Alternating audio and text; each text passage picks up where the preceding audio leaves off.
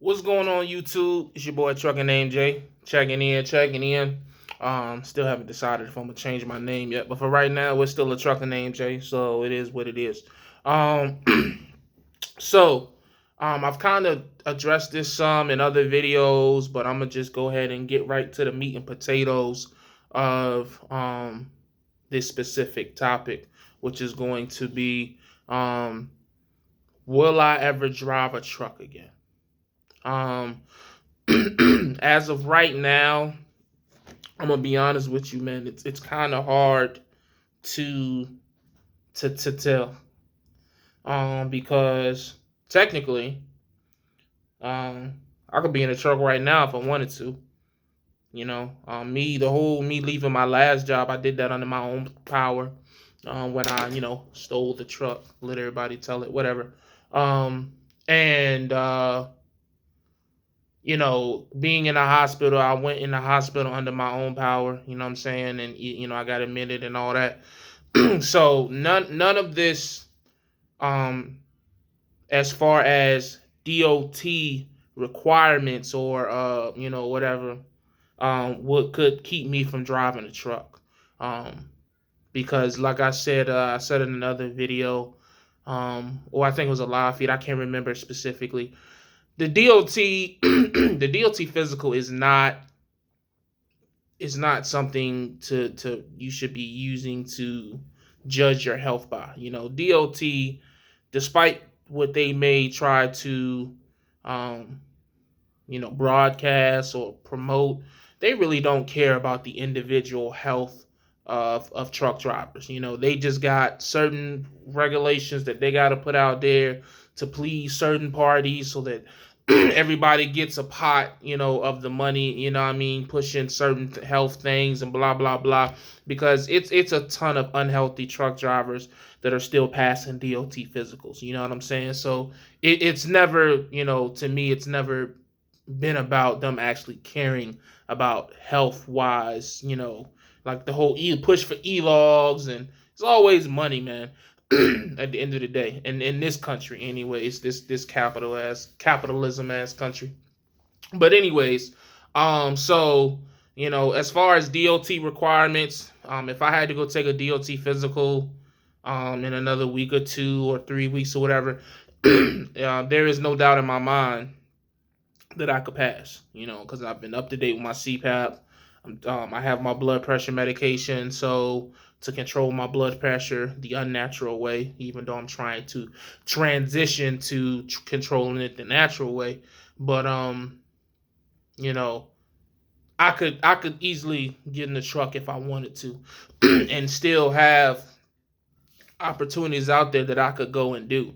So to answer the question, am I going to drive? I just don't know right now. I guess is the best way to put it.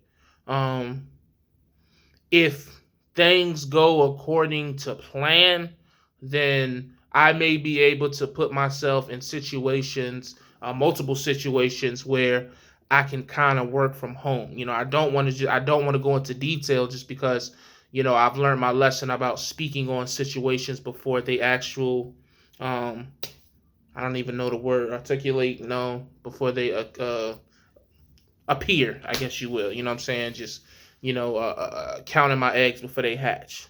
And so I just don't want to do that with these situations. It's multiple situations that I can do, um, potentially. You know what I mean? And if those come through, I think between the combination of all of them, office work potentially, CDL instructor, things like that. I think that those combined incomes will put me in a situation where I can stay home. I don't have to get in the truck, besides the train, you know what I'm saying, or whatever. But so we will see. But at the same time, you know, bills is bills. We got this big beautiful house that we love so much, and I'm not gonna put us in any situation to lose it because I'm not, I'm waiting on a dream, or waiting on something to happen that doesn't happen. So if it comes down to it, if I have to get in the truck, then I will. I absolutely will. The reason why I'm really trying to fight hard not to have to get in the truck is just because of how serious I am taking my health. You know what I mean? And the freedom that, as of right now, that I have. You know, the ability to go to the gym when I want to go to the gym, go for walks when I want to go for walks, put myself on a quote unquote eating schedule. And it's just so much easier to do at the house. Not saying that you can't do it on the truck, but when you have to do it as drastically as I have to do it, it's just so much more of when you have a routine, man, it just makes things go so much smoother with any type of alternative lifestyle to the unhealthy lifestyle that we choose to live on a daily basis. You know what I'm saying? Most of us, anyways. So that's where I'm at with it, man. I'm just trying to hold off as long as I can, before getting back in and just jump into the trucking job. You know what I mean?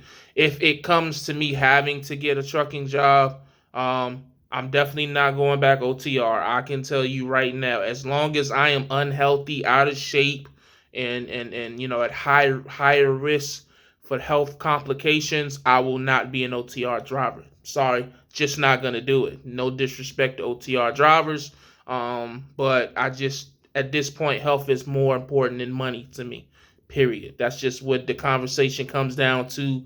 There are some people who will make you believe that you can be healthy on the road and still make a lot of money. I just think that it's highly unlikely. I'm not saying it's impossible, but I do believe that it's highly unlikely because of the amount of hours that you have to put into a day to be healthy versus the amount of hours that you have to put into a day to make a lot of money in trucking. I just don't see it, man. Maybe some people are out. Maybe if you are a husband and wife team, it's a little different because you're gonna run. Period. If you're a have a specific type of situation, then yeah, I could see it. But as a solo driver, I just don't see it. I just don't. So I don't see me going back OTR. I don't even see me being regional. Honestly, it would have to be something where I'm working 4 to 5 days a week. You know what I'm saying? And if that means I only make $700 to $1,000 a week for now, then so be it. Again, when we get to a point where we feel like we're in a better overall healthier position, like health wise, then maybe we'll go back to chasing money or whatever. But right now, I'm just trying to pay the bills, save a little bit of money, and be fully focused on my health. That's just where I'm at with it. Some people may call me stupid or whatever. Man, at the end of the day, you gotta stand for something or you'll fall for anything. And what you've been watching me do is fall for any money opportunity that be thrown my way by these fleet owners or by these companies. Oh, you can make all this, and you've seen me fall for it time and time and time again. And enough is enough. You know what I mean? I like, my health is what's important. And you know what I mean? Like, I'm not going to lose my life chasing a couple extra $100 a week just for me not to be able to enjoy it because I'm 6 feet in the ground and now I got a son that's gonna grow up without a father. I got a wife who gotta hold it down by herself. I'm just not gonna put my family in that situation. Ain't no dollar amount worth that to me. Period. You know what I mean? So that's just what it is. You know what I mean? I should have been and I kind of was like this when I was at NBI, and I really wish that I wouldn't have left that NBI position because when I was at NBI, I was losing weight, I had a balance, I was making money, and everything was cool.